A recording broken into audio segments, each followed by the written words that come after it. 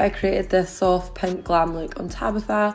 I'm actually just starting with the eyes as I usually do, and I'm carving out the brows first. I like the arch to be like nice and crisp and quite sharp.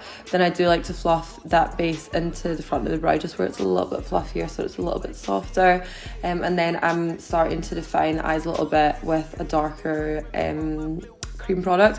So this is kind of like my first transition eyeshadow product. So I'm using the Jack Jossa and Be Perfect palette.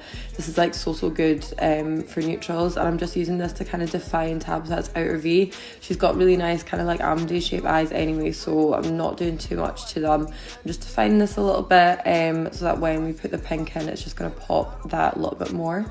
So for the pink, I'm first kind of like prepping the lid with some blank canvas from P. Louise, and then I'm mixing this with a pink base as well, just to give us that like really nice kind of pastely pink shade.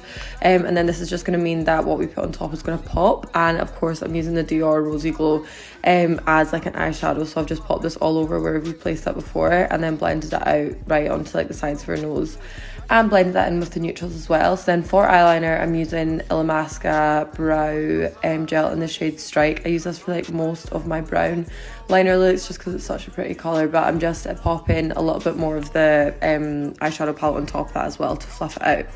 So as you can see, for skin, I'm prepping it with the Skin Dew from Vive, which is just like amazing right now. It's like one of my favourite products. And then I'm just going over with a warmer concealer just to colour correct any areas where there's slightly darker pigmentation on Tabitha's skin, just to even out her full skin tone. And then I'm popping the foundation on top. I can't remember all the products I use right now, but I'll list it down below. So for concealer, I like to apply a lighter one right in the centre, and then I like to blend it with one maybe like a couple shades darker, just so that you've got that like nice transition and it's not like too light to dark. And then I'm just adding a little bit of warmth back into the skin, and I'm using the Sosu cream contour products. I think this is in the shade Dark.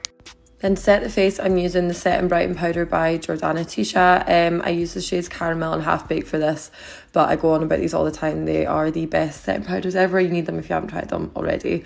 So I decided that I didn't want to leave it matte, so I'm going to apply a little bit of shimmer. So I'm using the Doll Beauty pigment popper, and then I'm also using the pink pigment from Doll Beauty. Again, I'll list it below. And then I'm just bronzing. I'm using the Holly Boom bronzer here. Can't remember the exact shade name, but I'll also pop that below.